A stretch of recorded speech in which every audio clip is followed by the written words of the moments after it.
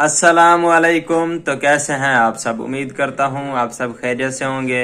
मेरी दुआ है कि हमारे देखने वाले जहाँ भी रहें हमेशा खुश रहें और सब पर अल्लाह पाक का खास करम हो, आमीन। तो जी बिस्मिल्लाह पढ़ के आज के व्लॉग का करते हैं आगाज़। दोस्तों सबसे पहले मैं माजरत खा हूँ कि मैंने कल अपना व्लॉग नहीं बनाया।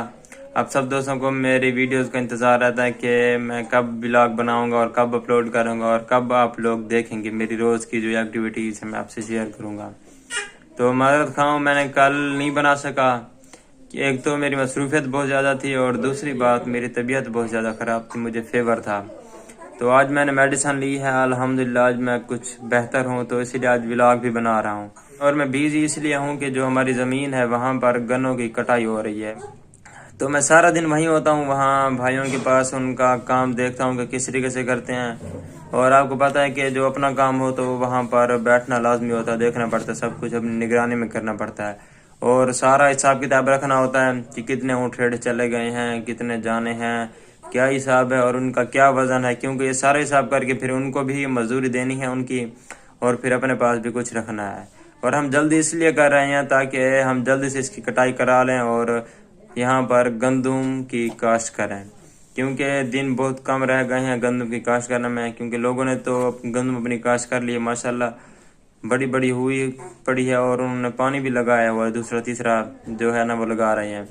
तो अभी तक हमने उसकी काश्त नहीं की, तो इंशाल्लाह 5-6 दिन में ये सारा गन्ना ख़त्म हो जाएगा।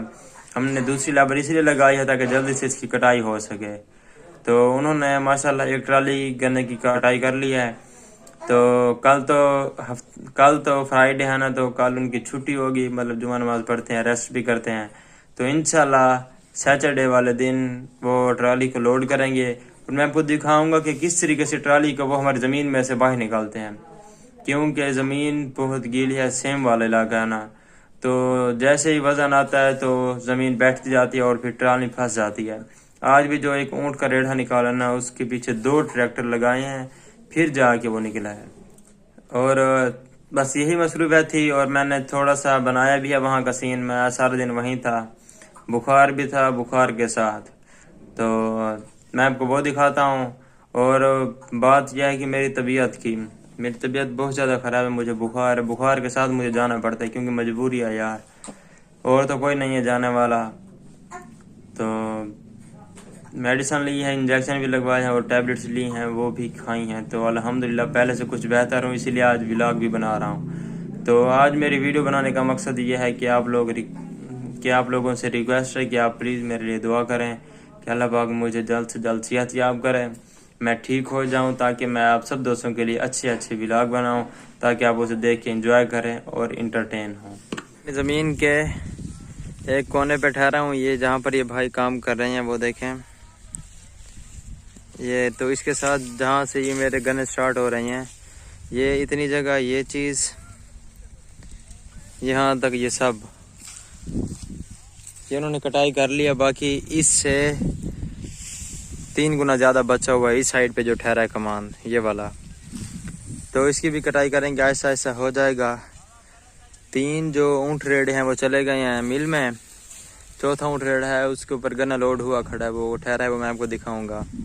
और दूसरा क्या रहा है ये वाला, ये देखिए माशाल्लाह, ये फिर दूसरी लेबर लगाई है ताकि जल्दी से इसकी कटाई हो जाए। देख रहे हैं ये जो क्या रहा है, ये सारा माशाल्लाह 2 दिन हो गए हैं, 2 दिन में उन्होंने इतनी कटाई कर लिया, वहाँ तक पहुँच गए हैं। तो जहाँ पर ये भाई गाय खड़े हैं यहाँ तक हमारी हद है, तो इसके बाद फिर आगे स्टार्ट होंगे। ये जो सामने वाला है ना, ये जो सफ़ेद ठहरे, इनके सामने जो वाला गन्ने हैं वो हमारे, फिर इसकी कटाई करेंगे। तो कल तो जुम्मा है, छुट्टी होगी इनको, परसों वाले दिन ये फिर ट्राली लोड करेंगे, यहाँ से इस ज़मीन से ट्राली लोड करेंगे और फिर वो मिल पे जाएगी।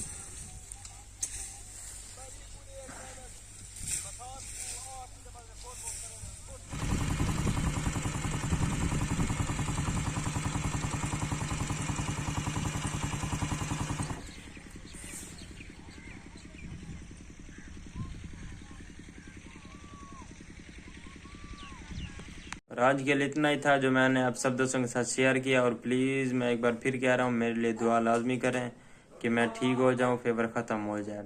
تو انشاءاللہ پھر ملیں گے ایک تازہ اور فریش ولاگ کے ساتھ. تب تک کے لیے اپنا بہت سارا خیال رکھیں اور ہمیں دعاؤں میں یاد رکھیں. اوکے جی, اللہ حافظ.